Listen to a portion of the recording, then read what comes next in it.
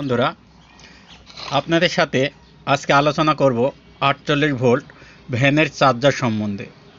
যদিও আজকে কাজ করব না, কথা বলবো। আমার কথা বলার কারণ হচ্ছে, অনেকেই কাজ করলে জিজ্ঞেস করেন যে ভাই এটা বলতে কী হবে। তো আমি আজকের বিষয়টা হচ্ছে এসি সাইড নিয়ে কথা বলবো না, ডিসি সাইড নিয়ে কথা বলবো। মূলত ইন্ডিকেটর বাতি দেখতে পাচ্ছেন আপনারা, আমি দেখাচ্ছি আপনাদেরকে। এই যে দেখতে পাচ্ছেন কট, আমি লাইনটা দিচ্ছি, দেখতে পাচ্ছেন এখানে সিগন্যাল চলে আসছে।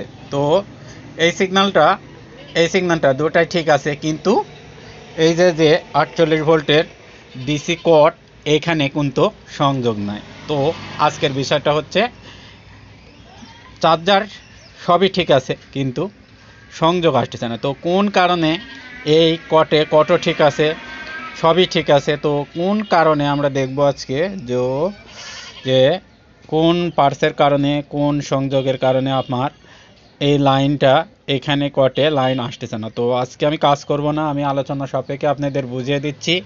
তো আমার ভিডিওটা যদি ভালো লাগে থেকে, আমি ভিডিও আসলে স্কিপ করি না, কাটিও না, নিজেই ভিডিও করি।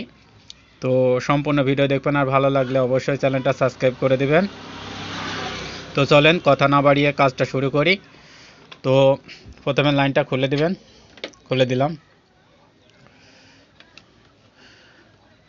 তো মূলত দেখতে পাচ্ছেন এখানে একটা মকসেট আইসি আছে। তো এই আইসিটা সব চার্জারে থাকে। এখানে একটা মেমোরি আইসি আছে, দেখতে পাচ্ছেন।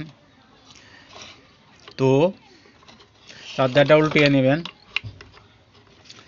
নেওয়ার পর ভোল্টেজটা মিটার দিয়ে, অ্যানালগ মিটার আর এমিটার ধরে আপনি এখানে এই যে কালো তারের সংযোগের এখানে ধরবেন, আর প্রথমে যে ইয়ারা আছে, মসফেট আইসিরা আছে, এই পাশে ধরবেন। দেখবেন এখান থেকে এখানে 48 ভোল্ট আসছে। তো এই 48 ভোল্ট মানে শর্টকাটে কাজ করার জন্য আমি এই কথাগুলো বলতেছি। তো এই 48 ভোল্ট এখানে ইন করবেন কিভাবে, সরাসরি ইন করবেন কীভাবে, মানে শর্টকাট বুদ্ধি, কোনো পার্টস না মেপে কী করে কাজ করবেন। এই যে দেখতে পাচ্ছেন আমার কাছে অনেক পুরাতন জিনিসপাতি আছে সব। তো এরকম একটা পুরাতন জিনিস নেবেন, নেওয়ার পর না এটা আচ্ছা এটাই নিলেন, সমস্যা নাই। এটা নেওয়ার পর দেখেন এইখানে দেখেন পার্টস আছে চারটা, এখান থেকে একটা খুলবেন, একটা খুলে নেবেন। খুলে নেওয়ার পর এখানে দিবেন মাইনাস দেওয়ার পর এটির সাথে অ্যাড করে দেবেন ডাইরেক্ট। দেখবেন এই কটে আল্লাহর রহমতে আপনার সংযোগ চলে আসছে। যদি ভিডিও দেখে আপনি যদি প্র্যাকটিক্যাল করেন অবশ্যই ঠিক হবে। আর ফেক ভিডিও করে কোনো লাভ নেই ভাই। যদিও আপনি ট্রাই করে দেখেন, যদি না হয় তারপর আমাকে বলবেন কমেন্টে, তবে আমি ভিডিও আপনাদের প্র্যাকটিক্যাল করে দেখাবো। তো ভিডিওটা যদি ভালো লেগে থাকে অবশ্যই চ্যানেলটা সাবস্ক্রাইব করেন, আমার ভিডিওর সাথে থাকবেন। সবাইকে ধন্যবাদ। আসসালামু আলাইকুম।